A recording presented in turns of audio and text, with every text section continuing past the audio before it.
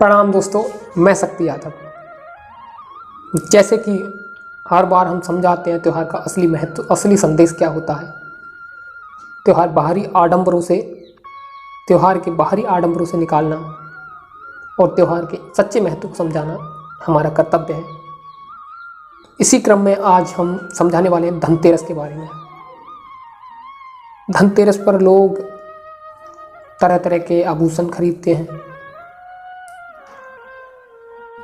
बर्तन खरीदता है, कोई झाड़ू खरीदता है, कोई कुछ खरीदता है, कोई कुछ खरीदता है कि उनके घर में धन दौलत बढ़ती रहे, धन दौलत में वृद्धि हो।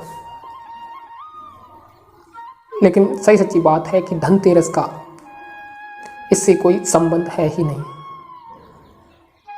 ये तो लोगों के फायदे के लिए उनकी दुकान व्यापार चलता रहे, इसलिए गरीबों को मजबूर किया जाता है धन की आशा में वो उनके व्यापार को बढ़ाने के लिए उनसे कुछ ना कुछ खरीदते रहें। परंतु इन वस्तुओं को खरीदने से, आभूषण खरीदने से, सोना चांदी खरीदने से आपका जो जमा धन है, जो आपके कोई काम आ सकता था, वो फंसा दिया जाता है। चलो, आभूषण खरीदने से तो अच्छी बात है, उनको कभी बेच के आप अपना पैसा एकत्र कर सकते हैं। तरह तरह के बर्तन खरीदे जाते हैं, कहीं कुछ खरीदा जाता है, इनसे कोई लाभ नहीं होने वाला। और आपका बेचा हुआ सोना सस्ता जाता है, हमेशा याद रखना। और उनसे जब खरीदोगे तो बहुत ज़्यादा महंगा, कि उनका खारा सोना है, तुम्हारा पुराना सोना है, तो इससे कोई फ़ायदा तो है नहीं। तो आप अपना अगर पैसा फंसा रहे हैं इस पाखंड में तो बिल्कुल मत फंसाइए। धनतेरस जो है दीपावली से 2 दिन पहले मनाई जाती है। इस दिन भगवान धनवंतरी एक कलश लेके समुद्र से प्रकट हुए थे, जिन्हें भगवान विष्णु का अवतार माना जाता है। और इन कथाओं से आपको एक प्रेरणा दी जाती है कि आप भी अगर उन धनवंतरी को पूजेंगे तो आपके धन में वृद्धि होगी। लेकिन ऐसा कुछ नहीं है। तो भगवान धनवंतरी का धन से कोई संबंध है ही नहीं। सही सच्ची बात तो ये है। दूसरा, ये धन कमाने के लिए लोगों को परिश्रम, मेहनत करने की ज़रूरत होती है। अगर ऐसे आडंबरों से अगर किसी के पास धन आ जाता तो आज सबसे ज़्यादा धनाढ़ पंडित लोग होते हैं, जो आडंबरों में, कर्मकांड में फंसे रहते हैं। इस मनुष्य को कैसे भी बेवकूफ़ बनाया जा सकता है धन का लालच देके। उसे बस भूख रहती है कि सारा संसार का धन मेरे घर में ही आ जाए। इसके लिए उसे कुछ भी करना क्यों ना पड़े। हर इंसान के अंदर लालच का वास रहता है। साहिब फरमाते हैं, औंधी खोपड़ी कबहू धापे ना है, 3 लोक की संपदा कब घर आवे माए। यानी मनुष्य की ये उल्टी खोपड़ी है कि उसके मन में हमेशा लालच भरा रहता है कि सारे 3 लोगों की संपदा उसके घर में कब आ जाए। ये इंसान के अंदर विचार रहता है कि कैसे भी धन इकट्ठा हो, यहाँ से खींचो, वहाँ से खींचो, पेट काट के खींचो, बेईमानी करके, चोरी करके, छल करके, कपट करके, जैसे भी हो धन को कमाओ। उसकी हौक कभी भरती नहीं। दोस्तों, सही सच्ची बात तो ये, संसार में कोई धनवंता नहीं है। साहिब फरमाते हैं, कबीरा इस संसार में धनवंता नहीं कोई, धनवंता वो जानिए जाकर राम नाम धन होई। इस पास प्रभु के नाम का धन हो, वही सच्चा धनवंता है। बाकी सब भिखारी हैं, भीख मांगते ही रहेंगे। मालिक और धन दे दीजिए, 10 के 50 दे दीजिए, 50 हो जाए तो 100 दे दीजिए, 100 हो जाए तो 1000 दे दीजिए, 1000 हो जाए तो करोड़ दे दीजिए, करोड़ हो जाए तो खरब दे दीजिए, अरब दे दीजिए। ऐसे करके उनकी इच्छाएं बढ़ती जाती हैं, लेकिन धन की कभी आशा खत्म नहीं होती। आपको चाहिए वो धन कमाओ जो आपके काम आए। ये तो मिट्टी का धन है, ये तो यहीं रह जाना है। साहिब फरमाते हैं, फिर एक बार बताते हैं आपको, कबीर सो धन संचिए जो आगे को होए, शीश चढ़ाए पोटली ले जात न देखो कोई। यानी साहिब फरमाते हैं कि उस धन को संचित करो, यानी इकट्ठा करो जो आगे आपके काम आए। नहीं तो इस संसार से जाते हुए किसी व्यक्ति को हमने सर पे धन की पोटली ले जाते नहीं देखा।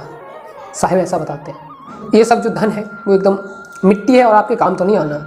गौधन, गजधन, बाजधन और रतन धन खान, जब आवे संतोष धन सब धन धूल समान। यानी गौधन यानी गाय, बहुत सारी गाय हो, गाय रूपी धन।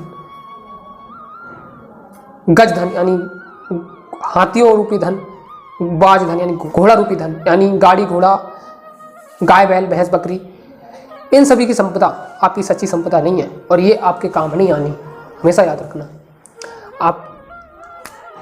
आप उस धन की खोज करो जिसको पाने के बाद आपको पाना को शेष नहीं रह जाता, यानी संतोष प्राप्त करो, संतोष धन को प्राप्त करो। कहते हैं ना, जब आवे संतोष धन सब धन धूम समय। जब प्रभु के नाम का जब आपको धन मिल जाता है, जब आपको कपाट खुलता है, जब आपके अंतर की दृष्टि ज्ञान दृष्टि खुलती है, तब वो खजाना प्रकट हो जाता है। फिर आपको ये जो संसारिक धन है ये धूल के मिट्टी के समान लगता है। संत कहते हैं, संग चले सोई धन है साधु, छूट जाए सोई माया। यानी जो संग चलता है वही सच्चा धन है, बाकी सब माया है, भ्रम है और कुछ नहीं। और वो आगे कहते हैं, जमा करो कोई ऐसी पूंजी जो नहीं होत पराया, नहीं छूटे कोई चोर ना लूटे, खर्चत होए सब आया। ध्यान दो, ऐसे धन को प्राप्त करो, ऐसे धन को जमा करो जो पराया ना हो। ये संसार का धन जो है, जब आपकी मृत्यु होगी, जब आप यहाँ से जाएंगे, तब ये आपके बाल बच्चे, नाते रिश्तेदार, इन लोगों के काम आएगी। जिसके बाल बच्चे उनके बाल बच्चों को काम आएगी, जिनके नाते रिश्तेदार उनके नाते रिश्तेदारों को काम आएगी, आपके काम नहीं आएगी। कहते कि ऐसे धन को इकट्ठा करो जो पराया ना हो, दूसरे का ना हो। और कहते हैं वो छूटे ना, आपके साथ जाए, नहीं छूटे कोई चोर ना लूटे, उसे कोई चोर भी ना लूट सके। और खर्चत हो सब आया, यानी जितना भी उसे खर्च करो उतना ही बढ़े। आपने देखा होगा, जितना प्रभु के नाम का गान करोगे, जितना आप ज्ञान का बखान करोगे, ज्ञान उतना ही बढ़ता जाएगा, और जितना ही उसको छुपाओगे उतना ही वो खत्म होता जाएगा। ये ज्ञान की सच्चाई है दोस्तों। जिन्होंने लाख करोड़ धन दौलत जोड़ी, उन्होंने उस प्रभु का नाम नहीं पाया, सच्चा ज्ञान नहीं पाया। और बुद्ध कबीर फकीरी लेकर जग में यश फैलाया, यानी करोड़ों राजा हुए, महाराजा हुए, जिन्होंने लाख करोड़ों धन जोड़ा, सेठ साहूकार हुए, लेकिन उन्होंने उस प्रभु का सच्चा नाम नहीं पाया। लेकिन आप देखिए, महात्मा बुद्ध ने, संत कबीर ने उस प्रभु के नाम का गान किया, फकीरी धारण की, और उन्होंने जग में यश फैलाया। उनको आज भी लोग नमन करते हैं, पूजते हैं। दोस्तों, शाह सिकंदर चक्रवर्ती राजाओं ने नहीं पाया, हम जोड़े सोई चंद्र रतन धन, भीतर वो ही समाया। यानी वो धन जो है, उस शाह सिकंदर ने नहीं पाया, चक्रवर्ती राजा महाराजाओं को नहीं मिला। वो धन जो है, संत महात्मा कहते हैं हम जोड़ते हैं, वो सभी के अंदर है, सभी के अंदर समाया हुआ है। तभी तो वो कहते हैं कि राम नाम के हीरे मोती मैं बिखरा हूँ गली गली, लूटना चाहे कोई गुरु का प्यारा, आवाज लगाऊं गली गली। यानी प्रभु के नाम रूपी धन को, हीरे मोती को गली गली लुटाते हैं, लेकिन प्रभु के प्यारे होते हैं, जो प्रभु के सच्चे भक्त होते हैं, वो उस धन के लिए लूट पाते हैं, बाकी मूर्ख ऐसे ही रह जाते हैं।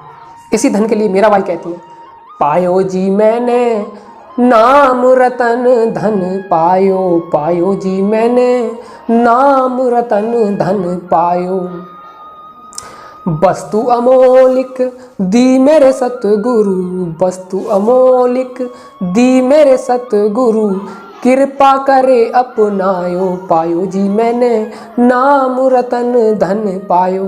तो संत महात्माओं के द्वारा जब साधक वो नाम प्राप्त कर लेता है, प्रभु का सच्चा नाम, वही सच्चा धन है। संत सतगुरु द्वारा दिया गया धन, नाम ही सच्चा धन है। उसी को मीराबाई कहती कि मैंने पायो जी मैंने नाम रतन धन पायो। वस्तु अमोलक, वही अमोलक वस्तु है जो सदगुरु तुम्हें देते हैं। वो नाम जब आपके अंतर में प्रकट होता है, सदगुरु द्वारा दिया जाता है उनकी कृपा से, तो वही तभी मीराबाई कहती है कि वस्तु अमोलक, वो अमोलक वस्तु है, वो किसी धन दौलत से नहीं मिलती, उसके सामने सभी धन मिट्टी समान है, असली धन वही है। तभी तो कहती हैं वस्तु अमोलक, सतगुरु ने उनको वही अमोलक वस्तु दी, कृपा करके उनको अपनाया, यानी बहुत कृपा करी मालिक ने जो उनको अपना लिया। तभी वो आगे कहती है, जन्म जन्म की पूंजी पाई जग में सब खुमायो, पायो जी मैंने नाम रतन धन पायो। यानी जन्म जन्म का वो धन पूंजी उन्होंने पा ली सतगुरु की कृपा से। आप भी वो पूंजी पा सकते हो, धन पा सकते हो सतगुरु की कृपा से, बाकी कोई दूसरा रास्ता नहीं है। आगे कहती हूँ, खर्च न खूटे चोर न लूटे, दिन दिन बढ़त सब आयो, पायो जी मैंने नाम रतन धन पायो। यानी उसे ना ही चोर लूट सकता, ना ही खर्च से वो घट सकता है, और दिन दिन जितना ही खर्च करते हैं उतना ही वो बढ़ता जाता है, सवाय होता जाता है। यानी ज्ञान का जब प्रकाट्य अंदर में हो जाता है, तो आत्मा अंतर में जब प्रवेश कर जाती है, नाम जब प्राप्त कर लेती है, तो वो दिन ब दिन भक्ति साधना में आगे बढ़ती जाती है। यही सच्चा धन है, यही आपके साथ जाना है, प्रभु का नाम ही साथ जाना है, बाकी सब यहीं छूट जाना है। ये सब मिट्टी है और कुछ नहीं, ये सब भ्रम है। अंत में आपके मुट्ठी बांध के आप आए और हाथ पसारे जाओगे, खाली हाथ ही रह जाओगे। आगे कहती हैं, कि सत की नाब खेबटिया सतगुरु, सत की नाब खेबटिया सतगुरु, भवसागर तर बायो, पायो जी मैंने नाम रतन धन पायो। यानी सत की नाब चढ़ा के खेवटिया तारणहार सतगुरु ने उनको भवसागर से तार दिया, इस झूठे संसार से तार दिया, जन्म मरण के बंधन से निकाल दिया। और ये जब धन प्राप्त हो जाता है, जब साधक अंतर में प्रवेश कर जाता है, उस नाम का धन प्राप्त कर लेता है, सतगुरु की कृपा से भवसागर से पार हो जाता है, तभी वो दोहा जो हमने पहले सुना है सिद्ध होता है कि जहाँ गई चिंता मिटी मनुआ बेपरवाह, जिनको कछु न चाहिए सो ही शहंशाह। यानी फिर जहाँ चिंता सब मिट, जहाँ चली जाती है, किसी चीज़ को पाने की इच्छा नहीं रहती, चाह नहीं रहती, और सभी चीज़ की चिंता मिट जाती है कि ये काम अधूरा है, कि ये कैसे क्या होगा, सब चिंता मिट जाती है। तभी तो कहा जहाँ गई चिंता मिटी मनुआ बेपरवाह, फिर मन बेपरवाह हो जाता है, उसे कोई परवाह नहीं रहती, कोई चिंता नहीं रहती। तभी कहते हैं जिसको कछु न चाहिए सो ही शहंशाह। जब उनको चाह मिट जाती है, चिंता नहीं रहती, उन्हें कुछ पाने की चिंता ही नहीं है, जब किसी को खोने की चिंता ही नहीं है, तब आपका मन बेपरवाह हो जाता है, उन्हें किसी चीज़ की परवाह नहीं रहती। जब परवाह नहीं रहती तो आपको कुछ नहीं चाहिए, फिर आप मस्त फ़कीर हो, आपको कुछ नहीं चाहिए। जिसको कुछ नहीं चाहिए वो ही शहंशाह होता है। बाकी तो इंसान को पहले ही बताया कि ये औंधी खोपड़ी है, ये बस यही चाहती है कि तीनों लोगों की संपदा मेरे घर में घुस जाए। फिर भी इंसान का उस धन से पेट नहीं भरता। 10 की जगह 50, 50 की जगह 100, 100 की जगह 1000, 1000 की जगह लाख, लाख की जगह करोड़, करोड़ की जगह अरब, अरब की जगह खरब, ऐसे बढ़ती ही जाती है इच्छा। अगर आप दुनिया के सबसे अमीर व्यक्ति को देखोगे तो वो भी इसी कोशिश में लगा है कि आगे और धन मिल जाए, उसे और धन मिल जाए, और धन मिल जाए। और जो दूसरे नंबर वो कहेगा मैं पहले नंबर पर पहुँचूँ, पहले नंबर वो कहेगा कि मैं इतना धन कमा लूँ, इतना धन करूँ, सारा संसार का धन मेरे पास ही आ जाए। तो इस धन को पाने के बाद कोई संतुष्ट नहीं रहता। तो सच्चे धन को खोजिए, इस धनतेरस पे संकल्प कीजिए कि आप उस परमात्मा रूपी नाम, राम नाम रूपी सच्चे धन को प्राप्त करेंगे, नाम रतन धन को प्राप्त करेंगे। इस मिट्टी कौड़ी में नहीं पड़ेंगे, इस मिट्टी के धन में, लालच में नहीं पड़ेंगे।